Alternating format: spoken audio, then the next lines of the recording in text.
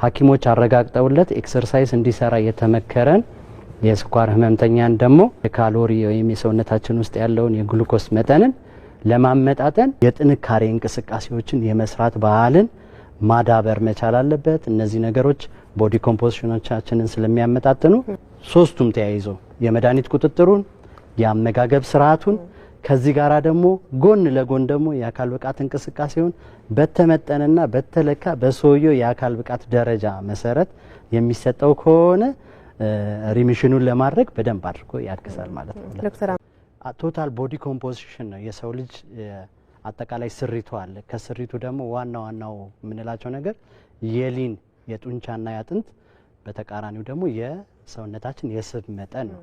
ስለዚህ ይህንን ኮምፖዚሽን ማመጣጠን መጨመር መቻል አለብን። አንድ ሰው ሊኖረው የሚገባው የፋት መጠን በእድሜው መጠን ሊኖረው ይገባል። ያ መጠን ከመጠኑ በላይ ከፍ ሲል አጠቃላይ የሰውነታችን ላይ የሚኖር የፋት መጠን ይጨምራል። ቪሰራል የምንለው ደግሞ ሆዳችን ዙሪያ ላይ የሚኖር ኦርጋናችንን ከቦ የሚቀመጥና ብዙ የኦርጋንን ስራ የሚያውኩ የፋት መጠኖች ስለሚፈጠሩ ያን ከመከላከል አንጻር በተለይ ስኳር 2 ከመከሰቱ በፊት ሰው ማወቅ ያለበት የአካል ብቃት እንቅስቃሴን የህይወቱ አንዱ አካል ማድረግ ነው። ሜታቦሊክ ሲንድሮሞች እንዳይመጡ ካተነፋፈስ ስርዓታችን ካርዲዮአችን ጋር እንዳይኖር ስለዚህ ኤክሰርሳይዝ በመስራት ባላንስ ለማድረግ አንዱ የምንጠቀምበት ኢነርጂ ባላንስ ለመፍጠር ሰውነታችን ያለውን የግሉኮስ መጠን ከምንሰራው እንቅስቃሴ ቀላል ቤታችን ውስጥ ቅድም እንዳሳየነው ወንበር ላይ ቢሮአችን ላይ ምንም አይነት ኮስት ሳናወጣ ልንከላከልበት የምንችልበት ነገር ነው። ግን ምን ይፈልጋል? የሰው በእድሜው በጾታው በአካላዊ ብቃቱ ደረጃ መሰረት የተለያዩ እንቅስቃሴዎችን እየሰራ ባሉ የሚያደርግበት ሁኔታ መፈጠር መቻል አለበት። ይሄ ለመከላከል በጣም ጥሩ አማራጭ ነው። እንደ አጠቃላይ የስራ ቦታ ስንል አብዛኞቹ ስራዎች የሚከወኑት ስራን በአግባቡ ለመከወን ወንበር ላይ ተቀምጦ ከወንበርና ሰውነትን አብሮ ከማስቀመጥ ከዴክስ ጋር የሚኖር ግንኙነት ነው ረጅም ሰዓት የሚሆነው። ስለዚህ ሰው ባህል እንዲያደርገው የሚገባውና እንደ የማንቂያ ደውል እያደረገ ሰውነቱን በተወሰነ ጋፖች ላይ ማፍታታት፣ የተወሰኑ ስትሬቺንጎችን መስራት። ምክንያቱም የመገጣጠሚያና የጀርባ ህመም ሊያመጣ የሚችለው ረጅም መቀመጥ መዘዝ ስላለ ያን ከመከላከል አንጻር ሰው ቁጭ ብሎ መስራት ይችላል። እንቅስቃሴም እያደረገ ቢሮ ውስጥ መስራት ይቻላል።